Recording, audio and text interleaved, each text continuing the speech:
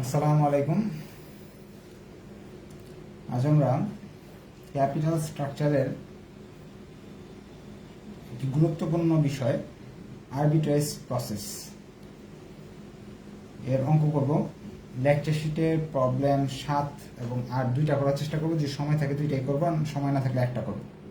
এর আগে আমরা ছয়টা অঙ্ক করছি। মোটামুটি 4টা ক্লাসে 6টা অঙ্ক করানো হয়েছিল। 4টা আমার 5টা ক্লাস, 3টা রুল শিখছিলাম, এনআই অ্যাপ্রোচ এমএন। আজকে আমরা শিখব হলো আরবিট্রেজ। এটাও খুবই গুরুত্বপূর্ণ একটা নিয়ম ফিনান্সিয়াল ম্যানেজমেন্টের। গত বছর না আসলে এই বছর আসার সম্ভাবনা আছে। স্যার আমাদের 6 নাম্বারটাও তো করানো হয়নি, প্রবলেম 6 করাইনি, না শুধু প্রবলেম 5ই করাইছি। হ্যাঁ 5 করাইছে। 6 করানো হয়নি। তাহলে 6 করাতে হবে আগে। আচ্ছা, তাহলে 6 করা যাবে। আমি ভাবছি 6 করাই ফেলছি। 6 করলে ভালো হতো। হ্যাঁ। আজকের ক্লাসটাতে মিলবে। জি স্যার 6 তো করানো হয়নি। আচ্ছা, থ্যাংক ইউ। আমি ভাবছি 6 করাই ফেলছি। আচ্ছা, তো 6 শুরু করতেছি। 6 করার জন্য 5 নাম্বারটা মোটামুটি ভালো করে বোঝা দরকার, নাহলে 6টা বোঝা যাবে না।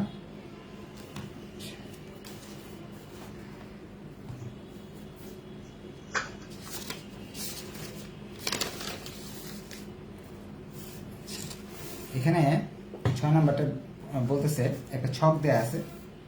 ছকতে ইবিআইটি দেওয়া আছে, ট্যাব দেওয়া আছে, কে দেওয়া আছে, ট্যাক্স দেওয়া আছে। ট্যাক্স আছে 3 ধরনের, 2 ধরনের আছে। একটা হলো কর্পোরেট ট্যাক্স, পার্সোনাল ট্যাক্স। এই তথ্যগুলো দিয়ে রাখছে, দিয়ে তারা মোটামুটি 5টা প্রশ্ন করছে। প্রশ্নগুলা একটু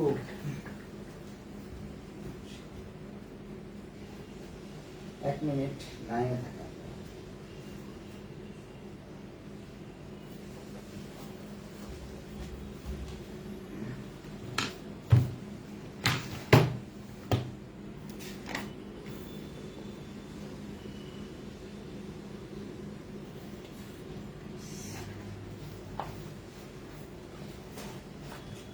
আমি প্রশ্ন লিখে দিতেছি বোর্ডে।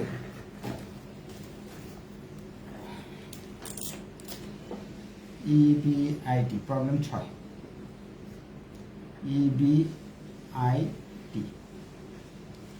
ইবিআইটি দুইটা ফার্ম, একটা ইউ একটা এল। ইউ ফার্ম আমি গত ক্লাসে বলেছিলাম। ইউ ফার্ম হলো যে ফার্ম ঋণ নিয়ে থাকে, এল ফার্ম হলো যে ফার্ম ঋণ নেয় না। এটা তো এইদিকে লিখি, কারণ ওইদিকে দেখা যাইতেছে না।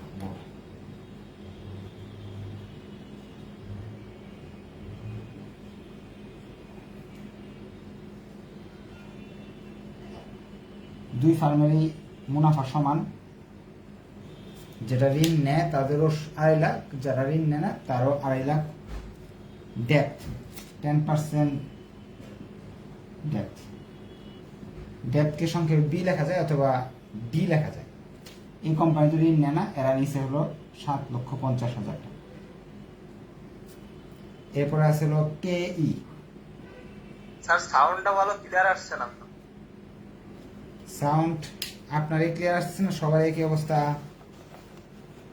সবার মনে এক অবস্থা? আমাদের তো আসতেছে ক্লিয়ার। এটা নেটওয়ার্কের সমস্যা আপনার। হ্যাঁ, আপনি আরেকবার একটু কেটে ঢুকেন, তাহলে ইনশাআল্লাহ ঠিক হয়ে যাবে। হ্যাঁ স্যার অন্যদিন থেকে আজকে একটু সাউন্ড কম পাচ্ছে আর কি। আচ্ছা, যেটা হোক একটা আপনার নেটের সমস্যা। সাউন্ডটা ক্লিয়ার আসছে না, এটা আপনারটা ক্লিয়ার আসতেছে না, কারণ হলো আপনার নেটওয়ার্কের সমস্যা। আরেকবার কেটে ঢুকেন। মূলধনের সুদ এই কোম্পানির আছে, এই কোম্পানির নাই।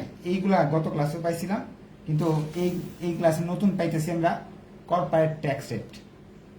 কর্পোরেট ট্যাক্স রেট দেওয়া আছে হলো, ট্যাক্স কর্পোরেট রেট হলো আপনার 40% দুই কোম্পানির জন্য। আর একটা ট্যাক্স আছে personal tax rate. Personal tax rate 10% দেওয়া আছে। বিভিন্ন ধরনের কর আছে, যেমন আপনার ব্যক্তিগত কর আছে, আবার অনেক জায়গায় হলো আপনার ইয়ের কর আছে, কি বলে এটাকে, ওই এই ব্যবসায়িক কর আছে, হ্যাঁ, ঋণের উপর কর আছে, মূলধনের উপর কর আছে, এরকম দেওয়া আছে, বিভিন্ন করের হার দেওয়া আছে। প্রথম প্রশ্নে তারা প্রশ্ন করছে যে value of unlevered firm VU, value of unlevered ফার্মের আর কি, যে ফার্ম ঋণ নেয় না তাদের ইয়েটা বের করো, এই প্রতিষ্ঠানের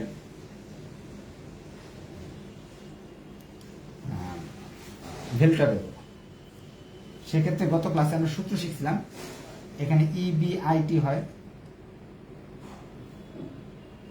ট্যাক্স থাকলে 1 মাইনাস ট্যাক্স রেট হয়, হ্যাঁ, আর যদি পার্সোনাল ট্যাক্স থাকে সেক্ষেত্রে 1 মাইনাস TSO হবে, আর নিচে KEU কোম্পানি। গত ক্লাসে শিখছিলাম EBIT 1 মাইনাস ট্যাক্স, শুধু ট্যাক্স ছিল। পার্সোনাল ট্যাক্স থাকলে এটা হলো কর্পোরেট ট্যাক্স, পার্সোনাল ট্যাক্স থাকলে সেটাও হবে এখানে। পার্সোনাল ট্যাক্সটা আসলে ডিভিডেন্ড রূপে দেওয়া হয়, যদি আপনি এই কোম্পানির মুনাফা করেন সেক্ষেত্রে এটার ট্যাক্সটা দিতে হয়। তাহলে এই ট্যাক্সটা থাকলে এরকম সূত্রে এটা পারবে। এখন মানগুলো শুধু বসাতে হবে, উত্তর চলে আসবে। মান আমরা বসাচ্ছি, EBIT হলো 2.5 লাখ, এখানে লিখে নিলাম, আমি তো এখানে লিখছি তো এই জন্য আর সেটা অতিরিক্ত ভাবে লিখতেছি না। TC 40% মানে 0.40, TS মানে পার্সোনাল ট্যাক্স 10%, KEU 15%। এখন ক্যালকুলেটরতে চাপলেই মান চলে আসবে।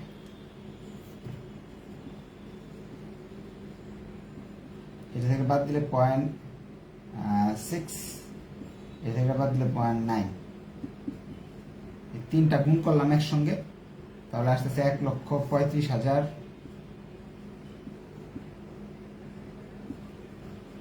0.15 দিয়ে ভাগ করলাম, মান আসতেছে হলো 9 লক্ষ টাকা। ভ্যালু অফ ইউ ফার্মের ভ্যালু আমরা পেয়ে গেলাম। এখন এল ফার্মের ভ্যালু চাইবে।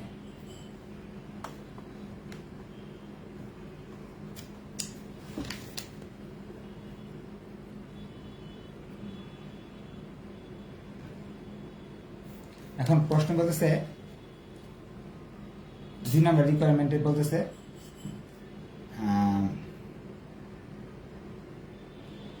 ভ্যালু অফ এল, এটা ডি নাম্বার চলে গেছে ভুলে আর কি, হ্যাঁ, বিটা ডি হয়ে গেছে, এখানে প্রশ্নে ভুল আছে, আমার প্রিন্টিং এ ভুল আছে।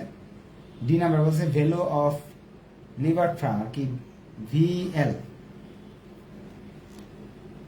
এখন এটা করার জন্য এটা একটু মুছে ফেলতে হবে, হ্যাঁ, এটা 9 লাখ টাকা আনসার আসছে। গত ক্লাসে আমরা শিখছিলাম যে ফার্ম ঋণ নেয় না তাদের ভ্যালু বের করার জন্য সূত্র হলো ইউ ফার্ম, যে এই ভ্যালুটা সঙ্গে ঋণ যোগ করলেই হয়, প্রথমে শিখছিলাম ডেপ্ট, কিন্তু পরে দেখছিলাম কি না, ডেপ্ট যুক্ত করলে হয় না, ট্যাক্সটা বাদ দিয়ে নিতে হয়। এখন ট্যাক্সটা বাদ দিয়ে নিতে হয়, এটা শিখছিলাম, কিন্তু আপনার ট্যাক্স যে বাদ দিব, আগে তো ট্যাক্স ছিল একটা, এবার তো ট্যাক্সের পরিমাণ বেশি, এই যে একটা, এই যে একটা, 2 ধরনের ট্যাক্স। 2 ধরনের ট্যাক্স হলে সূত্রটা একটু বড় হয়ে যাবে। সূত্রটা এরকম হবে, 1 মাইনাস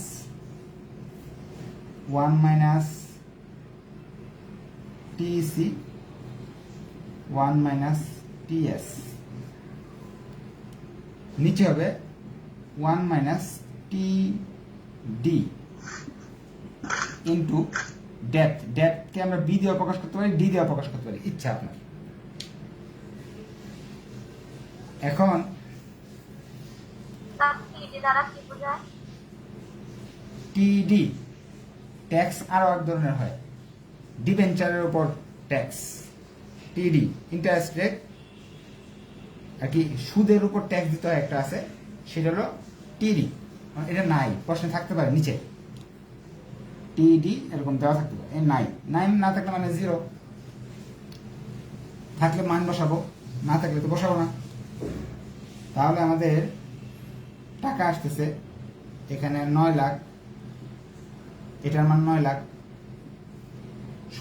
সূত্র পারলে আর কি জি বলে আরেকটা ছিল না, KE U plus KE U minus KD into 1 minus X D by S. এই ভি এর মান তো না, ভি এর সূত্র কিন্তু এটাই ছিল। ভি এর সূত্র এরকম ছিল, প্রথমে ছিল আমরা যখন NOI বাই NI শিখছিলাম। হ্যাঁ আচ্ছা, এরকম শিখছিলাম আমরা, ওই যে 1 মাইনাস টি ইন্টু ডি এরকম, বা বি এরকম শিখছিলাম, ঠিক না? কিন্তু এখানে ট্যাক্সের রেট এবার দুই ধরনের ট্যাক্স, এক ধরনের না, এক দুই ট্যাক্স যদি তিন ধরনের থাকে, বিভিন্ন ধরনের ট্যাক্স থাকে, তখন সূত্র চেঞ্জ হবে। সূত্র মুখস্থ করলে পারবেন। আর কথা হলো এই যে অঙ্কটা না, পরীক্ষা আসলে হুবহু আসবে, টাকাগুলো চেঞ্জ করবে না। অ্যাকাউন্টিং ডিপার্টমেন্ট প্রশ্ন দেখেন 2020 সালের এই অঙ্কটা হুবহু কমন ছিল। এছাড়াও যদি ম্যানেজমেন্ট ডিপার্টমেন্টের প্রশ্ন দেখেন, দেখবেন 2016 সালেও এরকম একটা হুবহু আসছে, বা বিভিন্ন সালে। 20 সালটা কিন্তু আপনার কস্ট অফ ফিনান্সিয়াল ডিস্ট্রেস অতিরিক্ত দিচ্ছেন। আচ্ছা, এখন টিডি নাই, তো শূন্য। বিতে বোঝাচ্ছে ঋণের পরিমাণ 7,50,000। ডি দিয়েও হবে, বি দিলেও হবে। ডিতে ডেট, বিতে পাও। এখন ক্যালকুলেশনের পালা।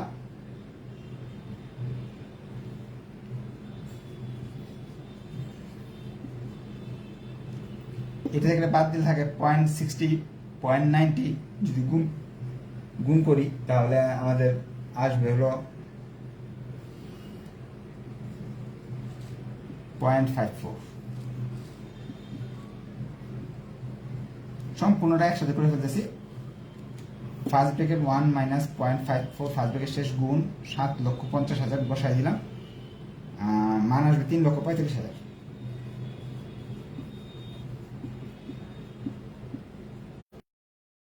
দুইটা যখন যোগ করে ফেলবো 12 লক্ষ।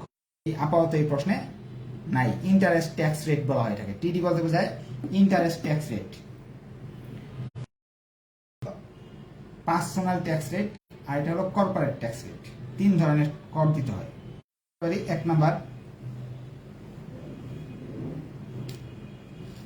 এই সূত্র লিখা করতে পারি, গেইন ফ্রম লিভারেজ। রিকোয়ারমেন্ট সিতে বলতেছে গেইন বেরিয়ে আসবে 3,45,000। যে কোনো এক পথে গেলে আমি করতে পারবো। এখন এইটাই তো সোজা। হ্যাঁ,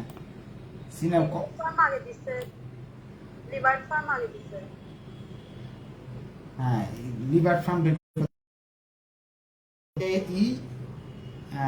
এটা হবে ডি নাম্বার ছিল কেই, আর এটা হলো TCTS।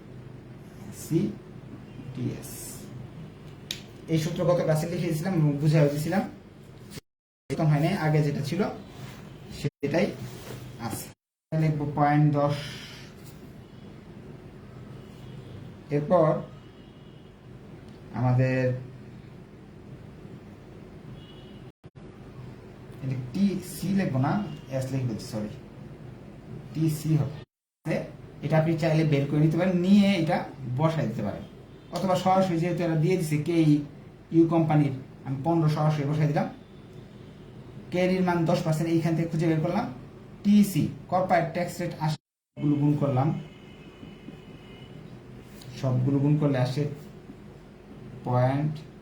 0.0455 এটা যোগ করলাম 0.19 এটা আসতেছে, অথবা যেহেতু এটা সুদের হার 100 দিয়ে গুণ করতে হবে। এটা কিছু নতুন কিছু ছিল না, আগের সূত্রে ছিল। এখানে খুঁজে নেওয়ার বিষয় হলো কেডির যে রেটটা উপরে আছে আর এস এর মানটা দেওয়া ছিল না, এস এর মানটা আমরা বের করে দিলাম। এরপর আমরা আমাদের 5 number requirement, cost of equity unlevered firm বলতেছে আনলিভার্ড ফার্মের কস্ট অফ ইকুইটি বের করো, কে ই ইউ।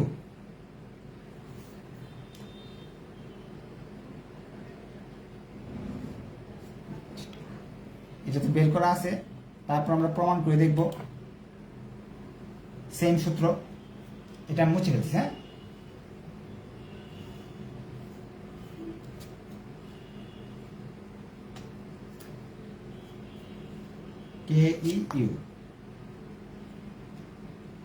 কে ইউ করতে গেলে একটু আমাদের খেয়াল রাখতে হবে, এটা কি এটার মাঝে কি ঋণ তো নাই, এখানে ঋণ নাই।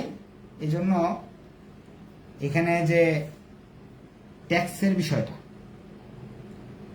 আমরা যে আগের বার ট্যাক্সের বিষয়টা এখানে লিখছিলাম ওই টিসি, এখানে এটাতে লিখতে হবে টিএস। আর এখানে সূত্র যদি ভুলও করে ফেলেন টিসি জায়গায় টিএস, তারপর অঙ্ক মিলে যাবে। কেন মিলবে আমি দেখাচ্ছি। কারণ বন্ড তো যেহেতু নাই, এখানে 0 হবে। কে ওর মান হলো 15.15, এখানেও 0.15। কেডির মান আমাদের ঋণ নেওয়া হয়নি, এটা ইউ কোম্পানি, এদের কোনো ঋণ নেয় না। টিএস পার্সোনাল ট্যাক্স রেট হলো 0.10, ঋণ নেয় না, বন্ডের মান 0। আর এই কোম্পানির ভ্যালু যে কথা, শেয়ার একই কথা। এস এর মান 9 লাখই হবে। কেন 9 লাখ হবে?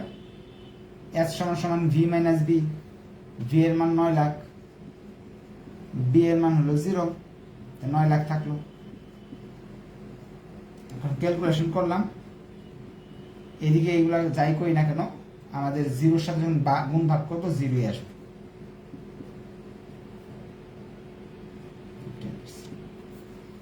এরকম করে একটু ভালো করে যাবেন। সূত্র নির্ভর অঙ্ক, এখানে বোঝার বিষয় অনেক কম। কারো যদি এখন কোয়েশ্চেন থাকে কোয়েশ্চেন করতে পারে। আচ্ছা, আমরা একটা জিনিস শিখে নিব।